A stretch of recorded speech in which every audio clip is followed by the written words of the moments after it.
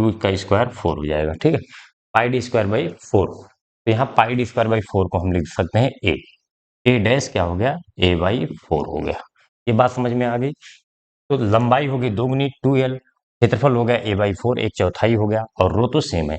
तो इसका जो प्रतिरोध आएगा आर डैश, वो क्या होता है, रो एल डैश अपान ए डैश, ठीक है। इसका प्रतिरोध क्या है, रो एल बाई ए होता है, तो इसकी लंबाई एल डैश है और एरिया ए डैश है। तो रो एल डैश की जगह पे क्या लिख दें हम, 2l लिख दें। रो एल डैश की जगह पे 2l और अपॉन ए डैश की यहाँ पे क्या लिख दें, ए बाई 4। अब 4 ऊपर जाएगा तो क्या हो जाएगा, 4 जाएगा, 4 दूनी 8 हो जाएगा, 8 रो एल बाई ए।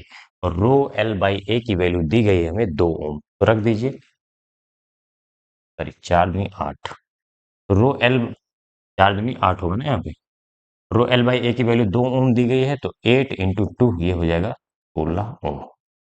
तो आप ऑप्शन देख लीजिए कौन सा ऑप्शन सही है, बहुविकल्पीय में है लेकिन कैलकुलेशन इसके लिए करनी पड़ेगी। कहाँ गया क्वेश्चन, पहला दिया है 8 ओम, दूसरा 16 ओम, तीसरा 32 ओम, चौथा 4 ओम। तो बी वाला ऑप्शन सही हो जाएगा, 16 ओम, ठीक है। क्वेश्चन नंबर 7 बहुविकल्पीय का लास्ट क्वेश्चन है, देखते हैं। किसी चुंबकीय क्षेत्र में किसी कुंडली के घूर्णन के कारण कुंडली में उत्पन्न प्रेरित विद्युत धारा की दिशा के लिए प्रयुक्त नियम है। तो देखिए, आपने बेसिकली चुंबक वाले चैप्टर में विद्युत धारा का चुंबकीय प्रभाव में 3 नियम पढ़े होंगे। एक तो होता है दक्षिणा हस्त अंगुष्ठ का नियम, दाहिने हाथ के अंगूठे का नियम। एक होता है फ्लेमिंग के दाएं हाथ का नियम, एक फ्लेमिंग के बाएं हाथ का नियम। तो तीनों का उपयोग मैं बता दे रहा हूँ, क्योंकि बार बार पूछा जाता है, बहुविकल्पीय में अक्सर पूछा जाता है कि ये नियम कहाँ प्रयोग होता है, या फिर ये निकालना है तो कौन सा नियम प्रयोग करेंगे। तो पहला जो दाहिने हाथ के अंगूठे का नियम होता है, वो अगर किसी चालक तार में विद्युत धारा प्रवाहित हो रही है तो उसके कारण जो चुंबकीय क्षेत्र उत्पन्न होता है, चुंबकीय क्षेत्र की दिशा ज्ञात करने के लिए दाएं हाथ के अंगूठे का नियम प्रयोग होता है। अब आ गया दूसरा, आ गया फ्लेमिंग के दाहिने हाथ का नियम। फ्लेमिंग के दाएं हाथ का नियम क्या बताता है हमें, कि अगर हम कहीं पे प्रेरित वैद्युत धारा वाला कॉन्सेप्ट है, प्रेरित वैद्युत धारा समझते हैं ना, जब किसी कुंडली के चुंबकीय फ्लक्स में परिवर्तन होता है, या फिर कोई कुंडली जो है किसी चुंबकीय क्षेत्र में गति करती है, तो उसमें प्रेरित वैद्युत धारा उत्पन्न होती है। अभी ये कॉन्सेप्ट आप में बहुत छोटा सा एक टॉपिक है, बाकी 12th में जब पूरा चैप्टर पढ़ेंगे तो अच्छे से समझ में आएगा कि प्रेरित वैद्युत वाहक बल या प्रेरित वैद्युत धारा क्या होती है। तो अगर हमें कहीं पे किसी कुंडली में प्रेरित वैद्युत धारा उत्पन्न हो रही है, तो उस धारा की दिशा ज्ञात करने के लिए हम कौन से नियम का प्रयोग करेंगे, फ्लेमिंग के दाएं हाथ का नियम। धारा की दिशा, प्रेरित वैद्युत धारा की दिशा ज्ञात करने के लिए फ्लेमिंग के दाएं हाथ का नियम प्रयोग करेंगे। तीसरा आता है हमारा फ्लेमिंग के बाएं हाथ का नियम। तो अगर ये आपने पढ़ा होगा कि अगर कोई धारावाही चालक किसी चुंबकीय क्षेत्र में रखा जाता है तो उस पर एक चुंबकीय बल लगता है, तो उस चुंबकीय बल की दिशा ज्ञात करने के लिए हम कौन सा नियम प्रयोग करेंगे, फ्लेमिंग के बाएं हाथ का नियम। तो तीनों नियम हमने बता दिया है। इसमें कौन सा पूछ रहा है, किसी चुंबकीय क्षेत्र में किसी कुंडली के घूर्णन के कारण कुंडली में उत्पन्न प्रेरित विद्युत धारा, धारा की दिशा। तो धारा की दिशा किससे निकालेंगे, प्रेरित, फ्लेमिंग के दाएं हाथ के नियम से। तो मैं लिख दे रहा हूं, फ्लेमिंग के 3 ही नियम है, तीनों के क्या ऑब्जेक्टिव है, क्या यूज कहां पे है, ये चीज हमें बिल्कुल रटा होना चाहिए। दाएं हाथ का नियम, ऑप्शन मैच करा लीजिए कौन सा में से। पहला है फ्लेमिंग के दाएं, पहला ये ऑप्शन सही है। दूसरा फ्लेमिंग के बाएं हाथ का नियम, दाएं हाथ के अंगुष्ठ नियम, उपरोक्त में से कोई नहीं। तो पहला ऑप्शन ही फ्लेमिंग के दाएं हाथ का नियम है, तो ये वाला ऑप्शन ए सही हो जाएगा, ठीक है। तो बहुविकल्पीय यहाँ पे खत्म होता है। चलिए नेक्स्ट क्वेश्चन देखते हैं। नेक्स्ट क्वेश्चन है क्वेश्चन नंबर 21, निकट दृष्टि दोष को कैसे दूर किया जाता है। तो पहले हम ये समझते हैं निकट दृष्टि दोष है क्या। 2 नंबर का ये है, 2 नंबर का ये है, 2 पार्ट है। ये हो गया पार्ट फर्स्ट आपका, और ये पार्ट सेकंड। तो निकट दृष्टि दोष क्या होता है, जब किसी व्यक्ति को पास की वस्तुएं स्पष्ट या साफ दिखाई दें और दूर की वस्तुएं स्पष्ट न दिखाई दें, मतलब दूर की वस्तुएं धुंधली दिखाई दें, तो इस दोष को हम बोलते हैं निकट दृष्टि दोष। नाम पर मत जाइएगा, नाम जो है उल्टा फील आता है इसका, क्योंकि निकट दृष्टि दोष में लगता है कि पास की वस्तुएं नहीं दिखाई दे रही होंगी, लेकिन होता है इसका उल्टा है। निकट दृष्टि दोष का मतलब क्या, पास की वस्तुएं क्लियर दिखाई दें, स्पष्ट दिखाई दें, और दूर की वस्तुएं क्लियर न दिखाई दें, धुंधली दिखाई दें।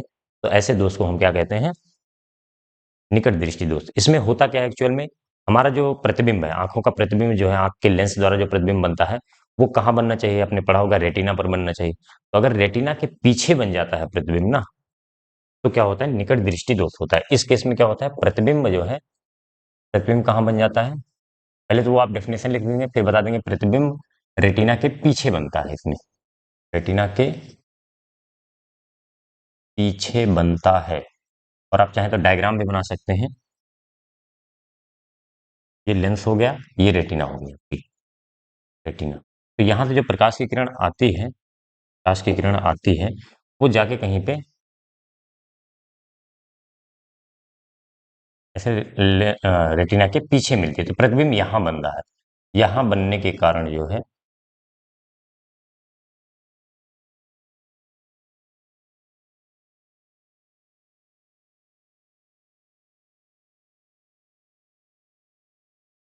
उहुँ, उहुँ, उहुँ।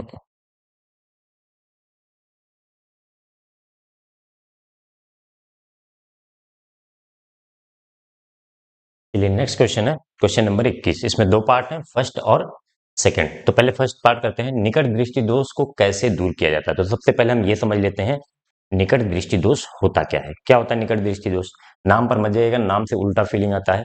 निकट दृष्टि दोष में जो है, पास की वस्तुएं क्लियर दिखाई नहीं देती हैं, स्पष्ट नहीं दिखाई देती हैं, और दूर की वस्तुएं स्पष्ट दिखाई देती हैं, ऐसा लगता है। ऐसा होता नहीं है, निकट दृष्टि दोष में होता उल्टा है कि पास की वस्तुएं तो क्लियर दिखाई देती हैं और दूर की वस्तुएं साफ नहीं दिखाई देती, स्पष्ट नहीं दिखाई देती। तो हम उस दोष को क्या कहते हैं, निकट दृष्टि दोष। निकट अगर वर्ड यूज हुआ है तो याद रखिएगा, दूर की वस्तुएं साफ नहीं दिखाई दे रही हैं, पास की साफ दिखाई दे रही हैं, ठीक है, निकट दृष्टि दोष इसे कहेंगे। अब इसको होता क्यों, क्या कारण होता है। तो हमें पता है कि सारा जो जो वस्तुएं हम देख रहे हैं उसका प्रतिबिंब अगर हमारी आंखों के रेटिना पर बनता है तो चीजें हमें स्पष्ट दिखाई देती हैं। अगर रेटिना के आगे या रेटिना के पीछे बन जाए तो चीजें स्पष्ट नहीं दिखाई देती। तो इसमें क्या होता है, निकट दृष्टि दोष में प्रतिबिंब जो है रेटिना के पहले बन जाता है। डायग्राम बना दे रहा हूं, प्रतिबिंब कहां बन जाता है, लिख दीजिए इसको, प्रतिबिंब रेटिना के पहले बनता है। अगर रेटिना के पहले बन रहा है तो वो हमें आंखों को स्पष्ट दिखाई नहीं देगा।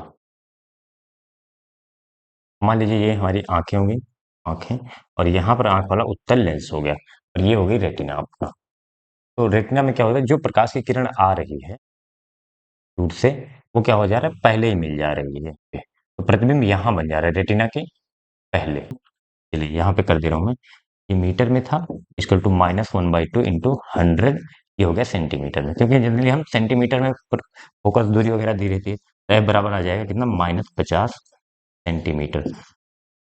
फोकस दूरी निगेटिव आ रही है तो कौन सा लेंस होगा, अवतल लेंस। ये बात ध्यान रखनी है आपको, अगर वाई में रखे हैं, वाई में किसी माध्यम में नहीं रखे लेंस, तो अवतल लेंस की फोकस दूरी माइनस में होती है और उत्तल लेंस की प्लस में होती है।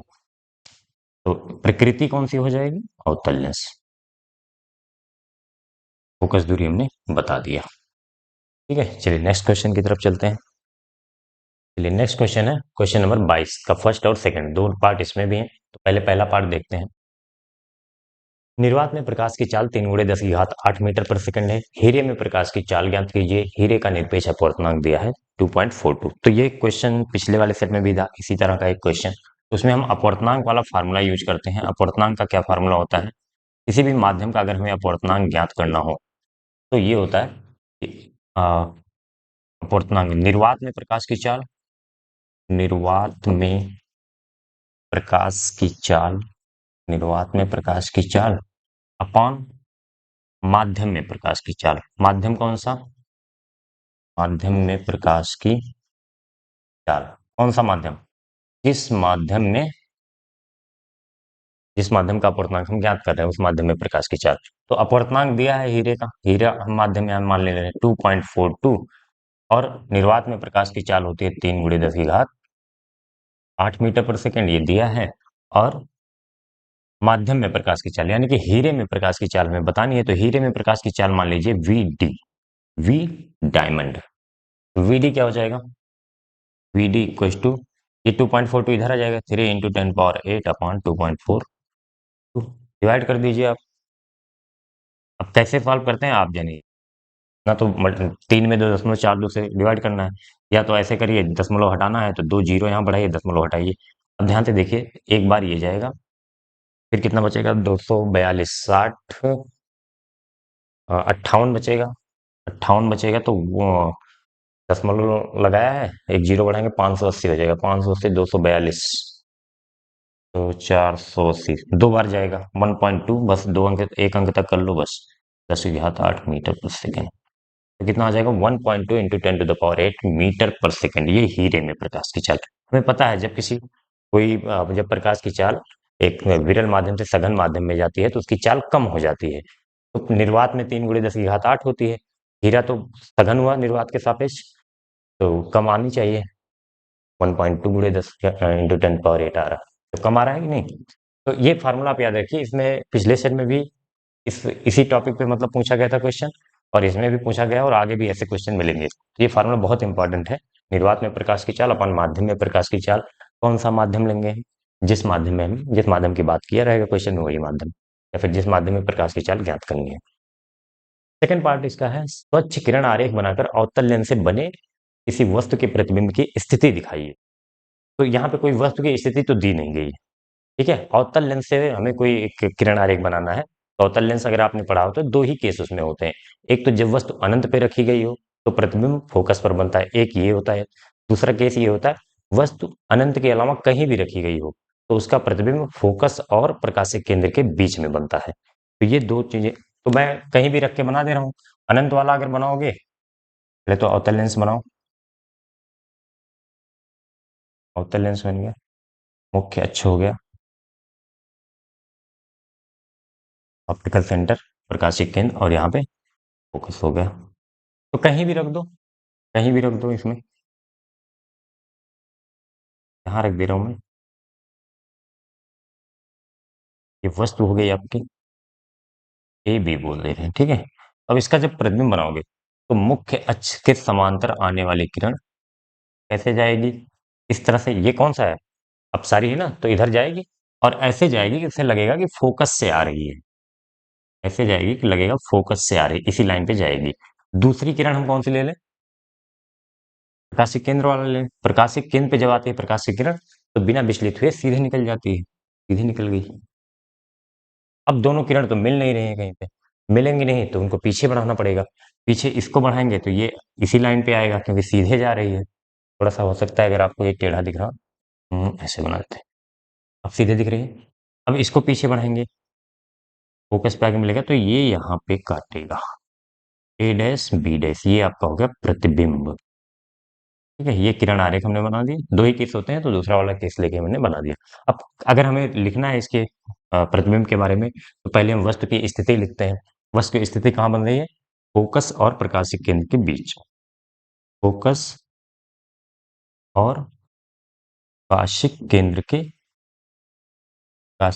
के बीच, ये हो गई वस्तु की स्थिति। फिर हमें ये बताना होता है आभासी बना है या वास्तविक। तो अगर अपवर्तन या परावर्तन के बाद एक्चुअल में प्रकाश की किरणें काटती हैं तो प्रतिबिंब वास्तविक बनता है। लेकिन अगर कभी भी चाहे दर्पण हो चाहे लेंस हो, अगर हमें पीछे बढ़ाना पड़ रहा है, किरणों को पीछे आगे नहीं काट रही हैं, या फिर अपवर्तन परावर्तन के बाद नहीं काट रही है, हमें पीछे बढ़ाना पड़ रहा है, तो जो प्रतिबिंब बनता है वो आभासी होता है। तो देखो दोनों किरणों को पीछे बढ़ाकर बनाया गया है प्रतिबिंब, ये कैसा हो जाएगा, आभासी हो जाएगा, आभासी हो जाएगा। और अगर आभासी है तो एक बात ध्यान रखिएगा, आभासी प्रतिबिंब हमेशा सीधा बनता है और वास्तविक प्रतिबिंब हमेशा उल्टा बनता है। हालांकि यहाँ पे दिख रहा है आपको, लेकिन ये ऑप्शन वगैरह में बहुविकल्पीय वाले प्रश्न में बहुत काम आता है। तो आभासी प्रतिबिंब है तो तुरंत लिख देंगे हम सीधा, वो कोई भी हो, या दर्पण हो, लेंस हो, उत्तल हो, अवतल हो, कोई फर्क नहीं पड़ता। अगर आप प्रतिबिंब आभासी है तो सीधा है, वास्तविक है तो उल्टा है। चौथा, प्रतिबिंब का आकार हम बताते हैं तो वस्तु से छोटा बनता है, वस्तु से छोटा। ये चार प्रकृति हैं प्रतिबिंब के, ये हमें लिख देंगे। ये क्वेश्चन पूरा हो गया, दोनों क्वेश्चन। चलिए next question, question number 23। Next question, question number 23 का फर्स्ट कह रहा है 3 वोल्ट विभवांतर के दो बिंदुओं के बीच 3 कूलाम आवेश को ले जाने में कितना कार्य किया जाता है। तो आपने विभवांतर अगर पढ़ा है, जो कि वैद्युत वाले चैप्टर में पहले भी यही पढ़ा होगा। मान लो एक पॉइंट ए है, एक पॉइंट बी है, इन दोनों पॉइंट के बीच का विभवांतर चाहे V A minus B, V B लिख लो या वी बी माइनस बी, इसको हम डेल्टा वी से लिखते हैं। ये बराबर कितना दिया है, 3 वोल्ट दिया है। दोनों पॉइंट के दो बिंदुओं के बीच के विभवांतर कितना दिया, 3 वोल्ट। तो एक आवेश को 3 कूलाम आवेश है, Q बराबर कितना दिया, 3 कूलाम आवेश दिया है। इसको एक बिंदु से दूसरे बिंदु ले जाने में कितना कार्य करना पड़ेगा। तो फार्मूला आपने पढ़ा होगा कि इस जो डेल्टा V बराबर W/Q, एकांक आवेश को किसी एक बिंदु से दूसरे बिंदु तक ले जाने में किए गए कार्य को हम विभवांतर कहते हैं। तो यहाँ पे रख दीजिए, डेल्टा V दिएगा, कार्य पूछ रहा है तो W बराबर क्या हो जाएगा, Q into delta V। Q into delta V, Q क्या है, 3 कूलाम दिया गया है और डेल्टा V कितना दिया गया है, 3 वोल्ट। तो कितना हो जाएगा, 3 का 9। कार्य है तो कार्य का मात्रा क्या होगा, जूल। 9 जूल कार्य करना पड़ेगा। ठीक है। और अगर आपको, ठीक, बस हो गया क्वेश्चन। सेकंड पार्ट देखते हैं। प्रतिरोधों के श्रेणी क्रम के संयोजन के तुल्य प्रतिरोध का सूत्र ज्ञात कीजिए। सूत्र लिखिए, लिखने को कहा है, चलिए हम बता देते हैं। श्रेणी क्रम में क्या होता है, जब दो प्रतिरोध कुछ इस तरीके से जुड़े हों, R1 और R2 इस तरीके से जब जुड़ते हैं, मतलब किसी एक प्रतिरोध का एक सिरा दूसरे के पहले सिरे से जुड़ा होता है, तो इसको तुल्य प्रतिरोध का फार्मूला क्या होता है, आर इक्विवेलेंट बराबर होता है R1 प्लस R2। जितने भी प्रतिरोध श्रेणी क्रम में जुड़े होते हैं उनको हम सीधा सा जोड़ देते हैं।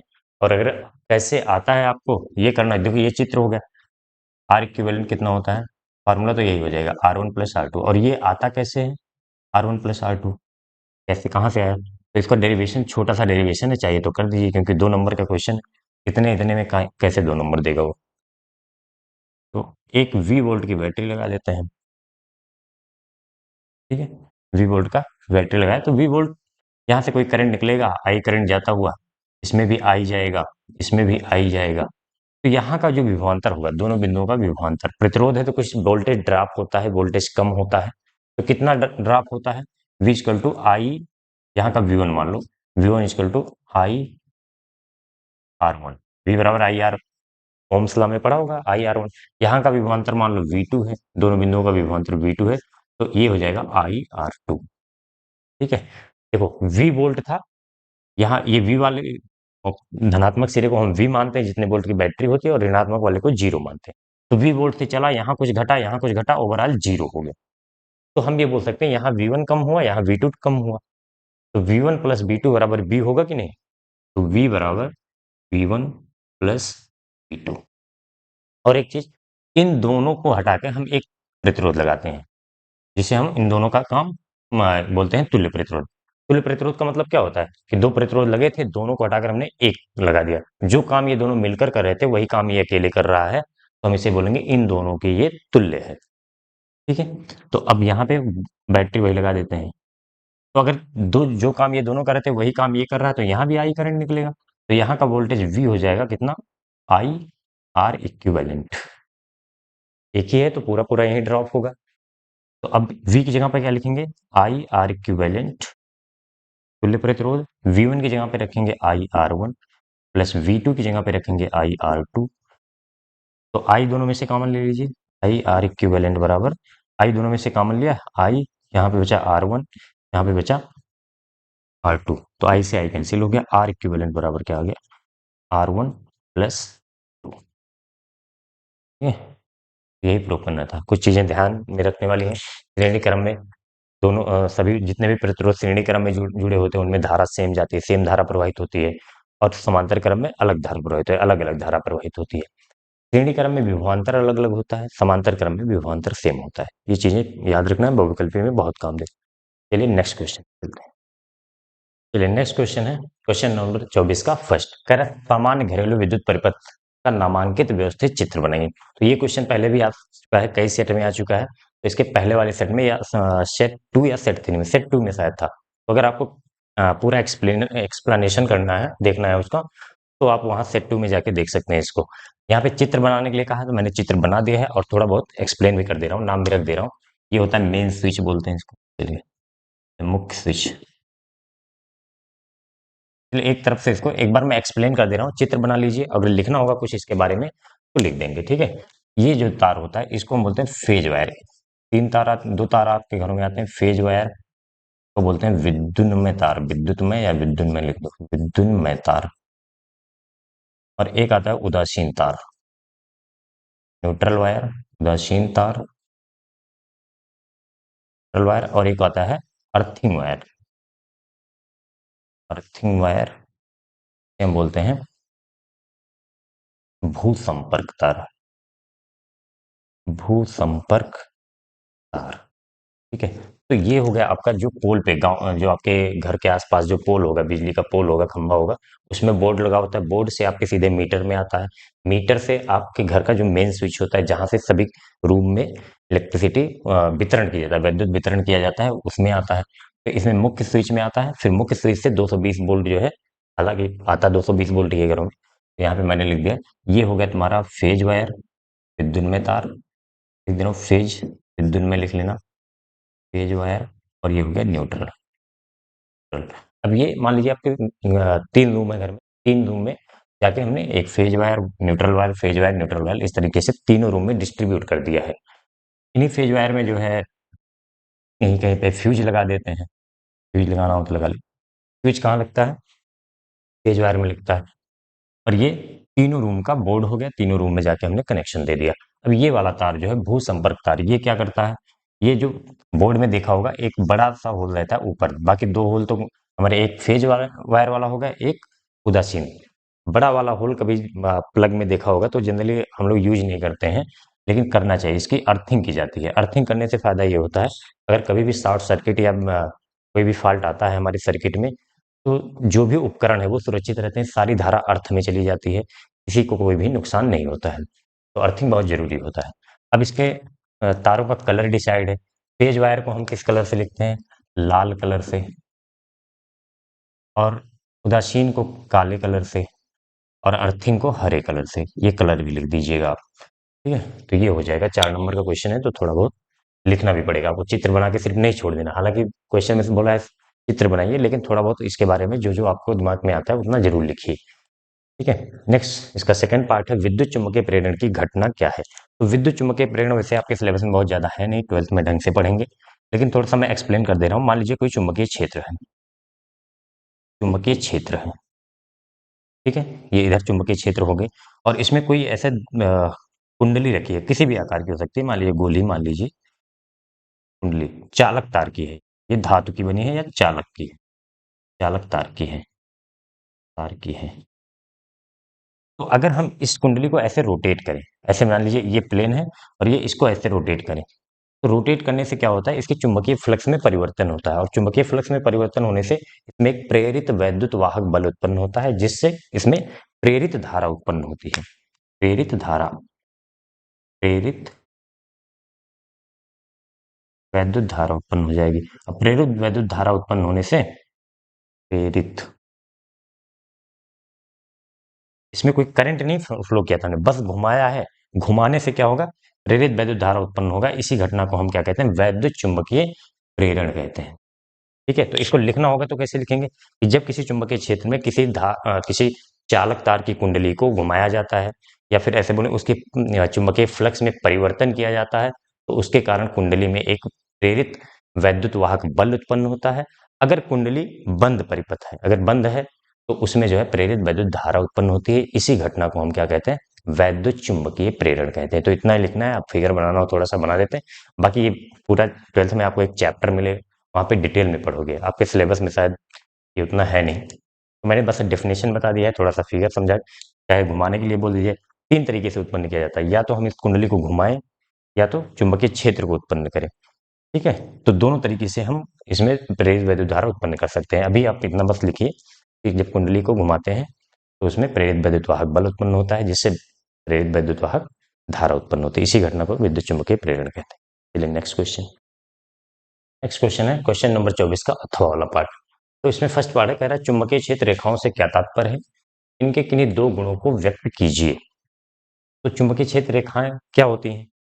तो पहले इसको डेफिनेशन थोड़ा सा लिख लीजिए, 2 लाइन मैं बोल रहा हूँ, उसको आप लिखिए कि किसी चुंबक के आसपास का वह क्षेत्र जिसमें किसी अन्य चुंबक को या फिर किसी धारावाही चालक को लाने पर वह चुंबकीय बल का अनुभव करता हो, उसे हम क्या कहते हैं? चुंबकीय क्षेत्र कहते हैं। चुंबकीय क्षेत्र रेखाएं, उसे चुंबकीय क्षेत्र कहते हैं। चुंबकीय क्षेत्र रेखाएं क्या है? वह काल्पनिक रेखाएं हैं जो किसी चुंबकीय क्षेत्र में चुंबकीय क्षेत्र की दिशा को प्रदर्शित करती हैं, ठीक है। उसमें अगर किसी चुंबक को रखें तो वो किस दिशा में, उसमें लगने वाले चुंबकीय बल की दिशा को प्रदर्शित करते हैं। चुंबकीय दिशा नहीं, चुंबकीय दिशा की बल को प्रदर्शित करती हैं। तो ये आप लिख लीजिएगा, फिर से आप एक बार ध्यान से सुन के स्लो करके लिख लीजिए डेफिनेशन।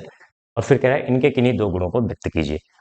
तो दो गुण क्या क्या होते हैं मैं थोड़ा सा बना दे रहा हूँ। एक नॉर्थ पोल है, एक साउथ पोल है। तो नॉर्थ पोल से निकलती हैं, साउथ पोल में जाती हैं, नॉर्थ पोल में से निकलती हैं, साउथ में जाती हैं। और चुंबक के अंदर क्या होते हैं, साउथ से नॉर्थ यानी कि दक्षिण से उत्तर की तरफ होते हैं समांतर होते हैं। तो पहला गुण ये बनाएंगे आप, इसको बनाएंगे और इसमें लिखेंगे कि चुंबकीय क्षेत्र रेखाएं उत्तरी ध्रुव से निकलती हैं तथा दक्षिणी ध्रुव में प्रवेश करती हैं, और चुंबक के अंदर दक्षिणी ध्रुव से उत्तरी ध्रुव की तरह जाती हैं, समांतर होती हैं चुंबक के अंदर, और एक बंद लूप भी बनाती हैं साथ साथ।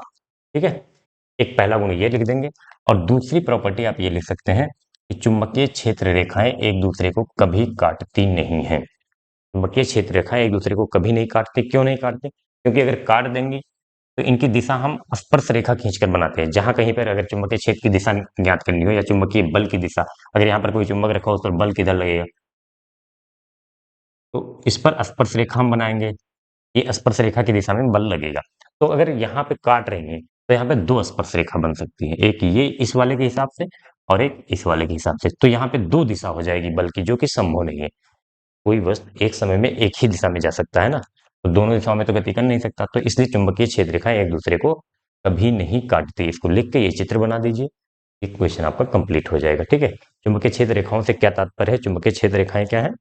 ये वह काल्पनिक रेखाएं हैं जो किसी स्पेस में, किसी क्षेत्र में चुंबकीय क्षेत्र की चुंबकीय बल की दिशा को प्रदर्शित करती हैं। बस इतना चाहे तो लिख लीजिए। दूसरा, धारावाही प्रणाली द्वारा उत्पन्न चुंबकीय क्षेत्र दर्शाकर एक आरेख बने। तो धारावाही प्रणाली का बताया था मैंने, इसमें चित्र ही बताना है सब। ये कई बार आ चुका है क्वेश्चन कि एक विद्युत रोधी पदार्थ होता है, कुचालक पदार्थ होता है, पाइप हो गया मान लो, प्लास्टिक की पाइप। तो उसमें जो है बहुत सारे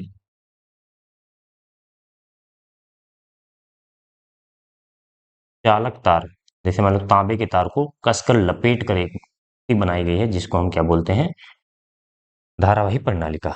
यहाँ से धारा जा रही है, यहाँ से धारा आ रही है। और एक बात ध्यान रखना है, इन जो तार जो लपेटे गए हैं उन पर भी एक विद्युत रोधी मटेरियल चढ़ा हुआ होता है, क्योंकि बहुत पास पास नजदीक लपेट के किया जाता है। अगर विद्युत रोधी नहीं होंगे तो वो शॉर्ट हो जाएंगे।